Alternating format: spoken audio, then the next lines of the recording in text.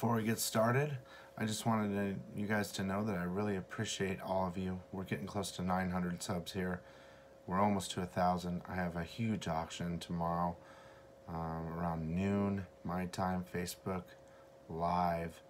Lots of cool stuff. Make sure to join. Go to my Facebook. Just www.facebook.com/economics in comics. You can find the link on my page as well. What I didn't realize right now is I just got done reading 9 books.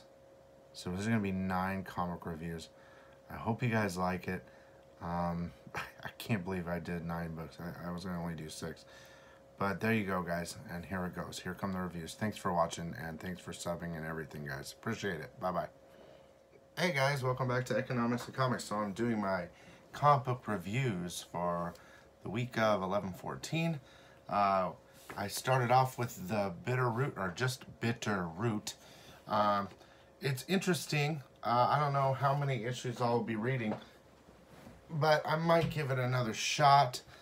It's a family, again. There's a lot of these books that are family oriented, or a group of people that hunt like demons or some sort of monster type of thing.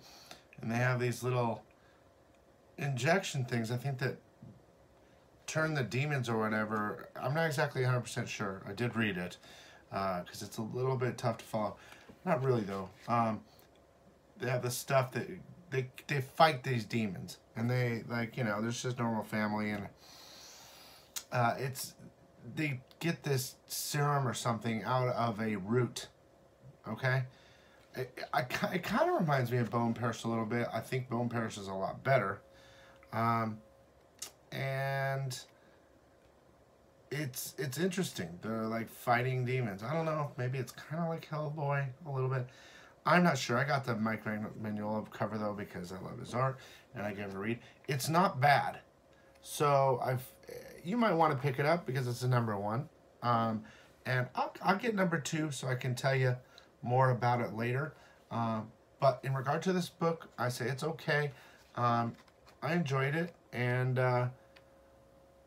I guess it left it open. So I gotta get #2 to tell you for sure.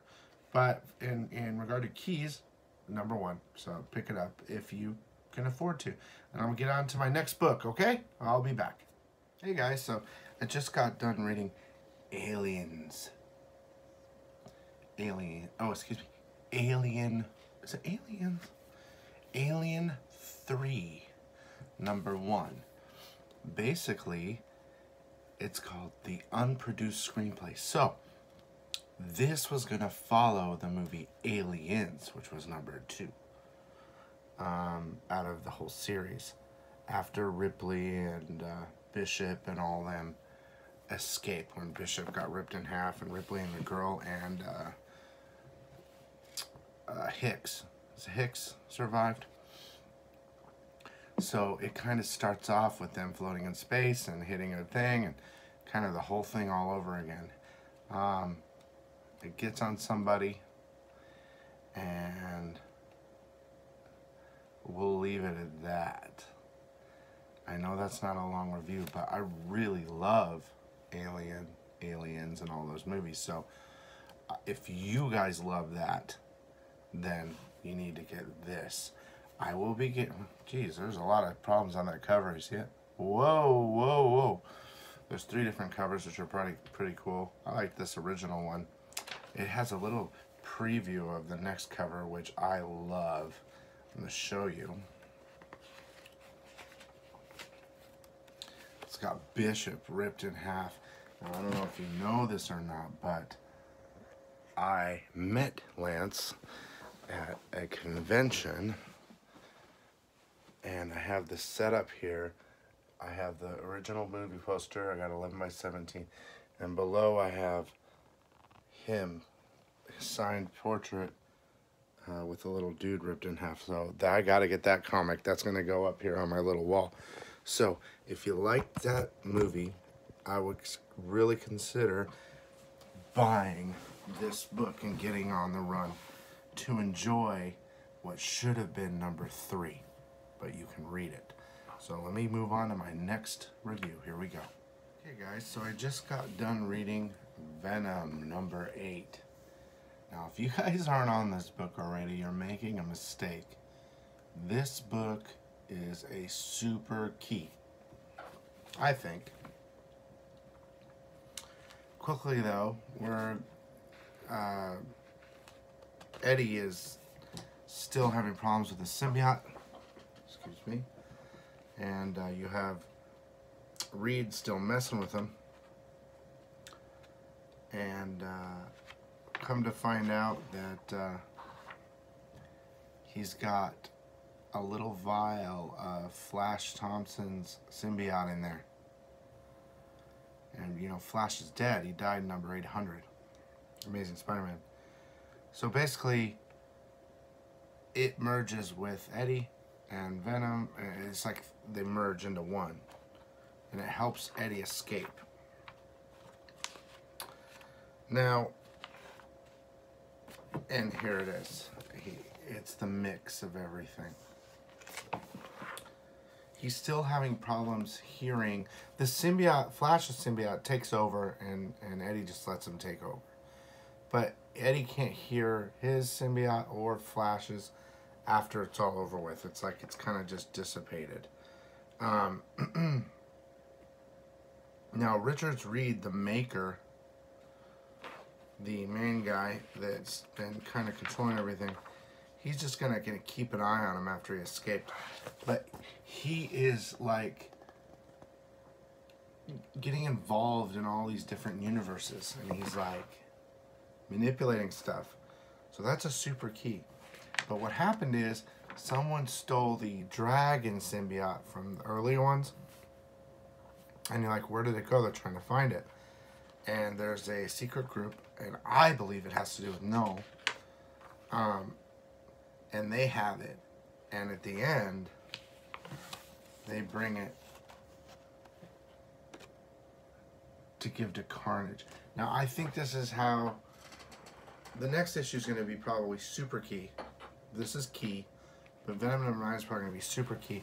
And I believe then they're going to jump into that web of Venom, Carnage, and whatever storyline. So it's all wrapping around together. There's symbiotes all over the Marvel Universe right now. It's all intertwined.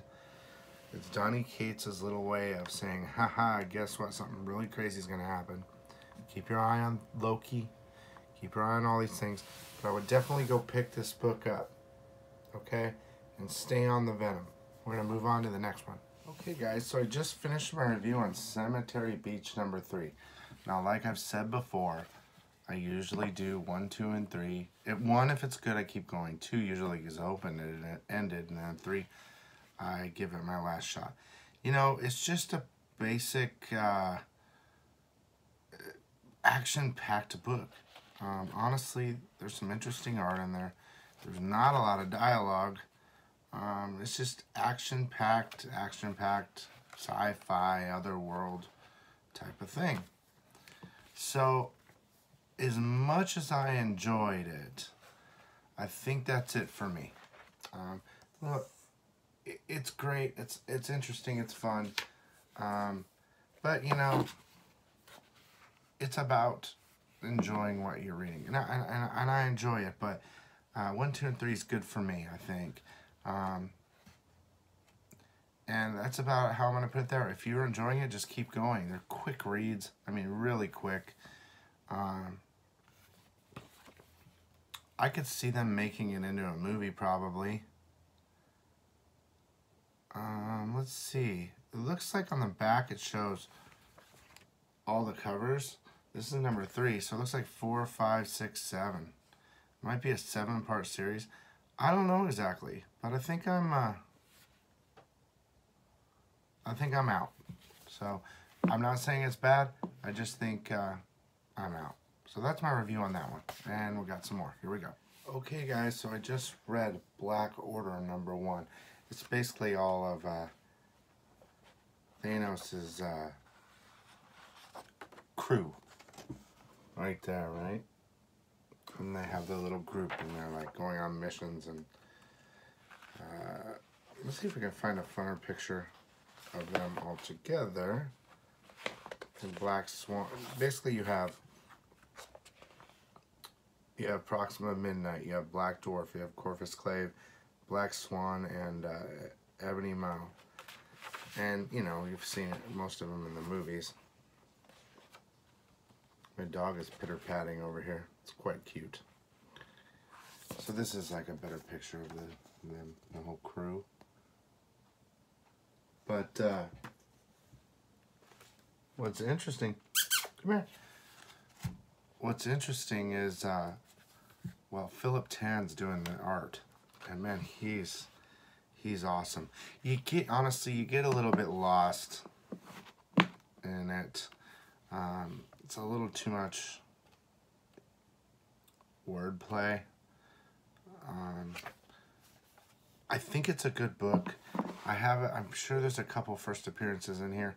I have a feeling they're going to use this book to do a bunch of more first appearances, so keep your eye out for that. I think I'm going to pass on this book, though. I'm not saying it's not good, but it's just, you know, there's so many books out right now to get in this. I might pick up number 2 to see how this first part ends. But besides that, it's okay. The art's really good internally, and it's the War Masters of Thanos. It's his crew. A little team up there. So, up to you guys. That's my opinion. And let me read something else, and I'll be right back. Hey guys, so I just got done reading Infinity Warps, number 1. So, I'm not going to be picking up number 2, but for key purposes, I think you should pick it up. I believe there's more first appearances in this book than number 1s of all types. I put together a list, and I think this is all of them, okay? Moon Squirrel, Tipsy Sore, the Terrific 2, which I think is Mr. Invisible, and Hot Rock. So it's torching the thing or whatever, and you know, you get it. I think there's a first appearance. Well, yeah, the first appearance of Green Widow, which is Black Widow with the Hulk. Dr. Doomictus. It's Galactus with Dr. Doom. Iron Titania. Hawkeye and the Black Cat. I don't know what the name is. Subterranean something. The Alpha Observers and Observer X. It's a cross between Professor X. Now, besides that, besides this thing having major keys in it, the story's kind of silly. There's 2 stories. But I think it's relevant to add that at the end of it, Observer X says Excelsior. Now this book came out, I had it on the day that Stan Lee passed away. So this book is basically probably Excelsior said in this book first since Stan Lee's passing. I know it's ridiculous, but besides all the keys that's in there, it's kind of like a Stan Lee mixed with Professor X mixed with the Watchers. So, lots of keys. I won't be going to number 2, unless this is a one-shot, I don't know. I think there's going to be more. But there's a bunch of keys in this book, so probably pick it up for that reason alone, okay? And let's see if I can find another book to review. Hey guys, so I just finished up reading Electric Warriors, number 1. This is the variant cover. It takes place in the future, probably about 700 years in the future, where different planets, it's just odd. There's like animal mixed with humans, and the humans aren't really the strong race.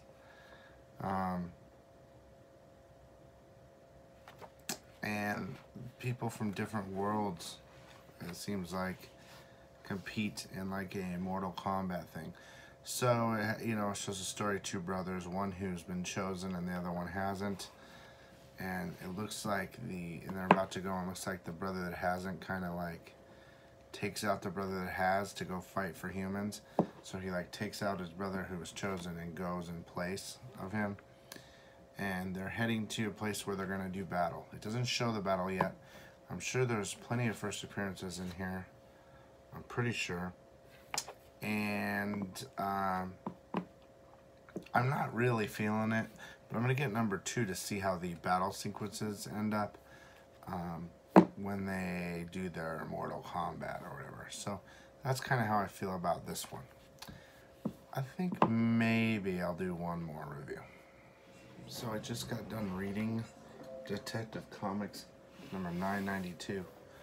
Now Mark Brooks I think he's done with the variant covers for this, and they brought Del Auto in. I love this variant cover. Basically it's Batman and Two-Face, or Harvey Dent, fighting off Cobra, and there's other teams that are fighting off Cobra too. And it's just basically a little bit of a battle scene, and then at the end they have a little Aquaman special. In most of these DC books there's a little Aquaman part at the end. And you know, Harvey doesn't kill anybody at Batman's request. And they find out that the Cobra's trying to put something in the water supply. So what I do find interesting, and first of all, I got it because of the Del Auto cover, okay? But at the end, it says the next issue says the death of Harvey Dent with a question mark. So that might be interesting as well. So if you guys are on Detective Comics, I'm sure you will like this. Again, I picked it up for the cover. You know, some I pick up to read, some I pick up for covers because Del Auto. But it wasn't a bad read. And that's it on that one. Detective Comics number 992. It is implying something about 993, so you might want to check that out. And if you like covers, this is a good one. Okay guys, I did my final review on The Source. I know this book didn't come out this week, but I just received a couple because I couldn't get them in my own shop and I had to order them from somewhere else. So it's The Source number 1. It's really interesting actually. It says here, a story of timeless love and how magic came to be outlawed under penalty of death. So it's very interesting actually. You know, the book is really nice too. It feels nice. The pages are nice. The art's nice. It seems to have like a witch demon feel. It kind of seems like everything's like that. And this kid having these dreams and whatever. Someone comes, I think they're witches, come and they save him. Some people are hunting him and they take him to like another world, alternate world or something. I have a feeling it's going to be really good, and it's definitely something fresh. So if you're looking for something fresh and you can still pick it up somewhere, try The Source. Besides that, that's all for my reviews this week. I hope that was good enough. I read about 7 books, and don't forget about my live auction tomorrow, Saturday, 11/17, over at Facebook Live. It's gonna be a good one, guys. We'll see you there. Thanks for watching. Bye-bye.